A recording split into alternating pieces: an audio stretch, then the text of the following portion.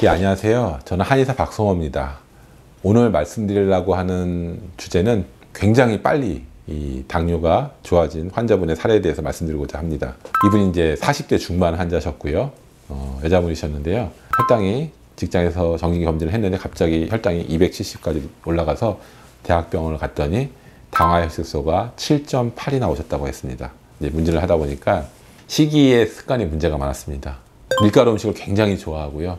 수시로 간식을 먹고, 그 다음에 직장에서 커피를 하루에 4~5잔 이상은 마신다고 하셨습니다. 당뇨 환자들 같은 경우는 이제 식이요법을 이제 조심히 하셔야 되는데, 하나는 먹어야 될 것, 그 다음에 먹지 말아야 될 것, 이런 것들을 이제 명확하게 알고 하셔야 되는 것입니다. 당뇨 환자들 같은 경우는요, 어떤 사람은 이 음식을 먹어도 혈당을 올리지 않는데, 다른 사람들 같은 경우는 똑같은 음식을 먹는데, 똑같은 양을 먹는데도 혈당을 확 올리는 경우들이 있습니다. 그런 것들을 찾아야 되거든요. 어떻게 찾냐면은, 혈당을 올린다고 의심되는 그런 음식이 있다면은 딱 그거 하나만 먹어보는 것입니다. 그거 하나만 딱 먹어보고 2시간 있다 혈당을 재보는 것입니다. 꼭 병원에서 뭐 체질 검사를 하지 않는다 하더라도, 한의원에서 체질 검사를 하지 않는다 하더라도 이제 그런 식으로 자가적으로 혈당을 올리는, 나한테 맞지 않는 그런 음식들이 어떤 건지 알아낼 수 있는 것입니다. 그 다음에 이제 이분께서 이제 수시로 간식을 먹었기 때문에 규칙적으로 식사하시라라고 제가 말씀을 드렸습니다. 특히 저는 이제 저녁에 될 수 있으면 탄수화물을 드시지 말 거를 권합니다. 샐러드를 굉장히 많이, 예를 들어서 두부라든지, 차라리 고기를 드셔라고 얘기를 합니다. 고기라든지 두부라든지 낫또라든지 이런 것과 함께 생야채 샐러드 혹은 히포크라테스 스프, 이런 것들을 많이 드셔도 좋다고 생각합니다. 저녁 때는 오히려 이제 포만감 때문에 양에는 오히려 제한을 두지 않고, 그 대신에 탄수화물을 최대한 이제 제한을 두고 그렇게 식사를 하시라고 했습니다. 그 다음에 이제 췌장 기능을 끌어올리는 약침이 있습니다. 그 다음에 간과 췌장 기능을 또 도와주고 해독 기능을 도와주는 한약이 있습니다. 그걸 투여하면서 비타민, 미네랄이 이분이 굉장히 부족하셨잖아요. 그래서 그런 것들을 보충해 줄 수 있는 밀순 생즙, 비트 생즙, 샐러리 생즙, 이런 것과 히포크라테스 스프, 이런 것들을 처방을 했습니다. 그 다음에 하루에 2시간 이상 맨발 걷기를 하시라고 권유했습니다. 이분께서 이제 3개월 동안 열심히 실천을 하셨거든요. 그리고 제가, 이분은 이제 당뇨 환자들 같은 경우는 꼭 당뇨 일지를 쓰게 합니다. 그래서 어떤 음식을 드셨는지, 그리고 혈당 수치가 어떤지, 이런 것들을 꼭 적어오게 하거든요. 3개월 동안 적은 수치에 대해서 제가 좀 보여드리겠습니다. 이 수치를 보시면은 처음에 이 정도 나왔는데 이제 쭉 점점 떨어지는 걸 보실 수 있습니다. 그리고 가끔 올라가는 경우들이 있습니다. 공복 혈당이 사실은 조절하기가 사실은 굉장히 어렵습니다. 식후 혈당은 음식물 조절하면 금방 되는데, 공복 혈당은 어떻게 보면 이제 췌장 자체의 능력이기 때문에 어려운데요. 이거 보면은 수면이 불량한 경우라든지, 그 전날 잘 식이요법 못했던 경우라든지, 그러면 이제 거의 예외 없이 그 다음날 아침에 공복 혈당이 올라가는 것을 볼 수가 있습니다. 이것들을 알아야 되거든요. 자기가 일지를 쓰면서 이런 것들이 문제가 되는구나 라는 것을 인식을 해야 됩니다.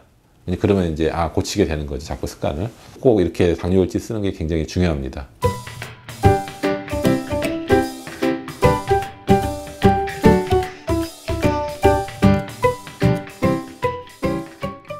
이제 수치적으로 보면 이제 공복 혈당이 떨어지는 것들을 보실 수 있을 것입니다. 마찬가지로 당연히 그러면은 당화혈색소 역시 떨어지는 것입니다. 3개월 정도 지났을 때요, 이분께서 이제 내과에서 검사를 하셨는데요, 당화혈색소가 5.7이 나왔습니다. 근데 이 내과에서는 이해가 안 되잖아요. 당뇨약을 먹지도 않았는데. 그래서 이거는 있을 수 없는 일이다. 그래서 이분께서 이틀 후에 또 다른 내과에서 이제 당화혈색소를 검사를 했습니다. 결과가 5.5가 나왔습니다. 이와 같이 이분처럼 당뇨 환자에게서 가장 좋은 혈당을 떨어뜨리는 가장 좋은 운동은 이제 맨발 걷기입니다. 근데 가끔 가다가 이런 말을 하는 분들이 있어요. 의사 선생님이 당뇨 운동을 열심히 해야 되지만은 맨발 걷기는 하지 말라고 이렇게 들었어요 라고 이제 저한테 이렇게 말하시는 분들이 있습니다.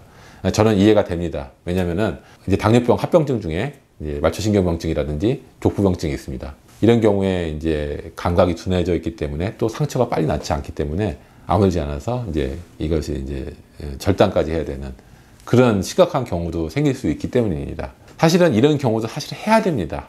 원래는 해야 되는데요, 원칙이 있습니다. 처음에는 굉장히 적은 시간부터 시작을 해야 되고요, 발이 다치지 않을 수 있는 부드러운 흙에서 일단 시작을 해야 됩니다.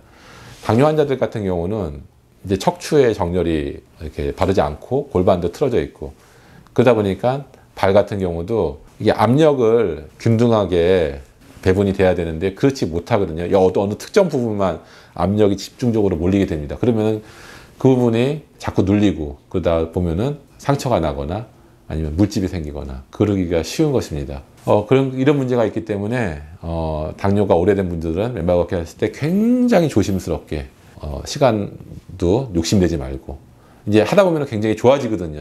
이게 혈당도 확 떨어지고 컨디션도 좋아지거든요. 그러니까 자꾸 갑자기 많이 하는 욕심을 내는 거죠. 이러면은 문제가 되는 것입니다. 아무리 좋은 것도 너무 지나치면은 문제가 되는 것입니다. 그래서 꼭 하셔야 되는데, 문제는 욕심을 내지 말고 서서히 하시라. 제가 이전에는 뭐 자연요법이랑 한약이랑 이런 걸 써서 이 정도 효과를 보려고 하면은 최소한 9개월, 10개월, 한 1년, 1년 반 이 정도의 그 기간이 걸려야지만 효과를 볼 수가 있었는데요.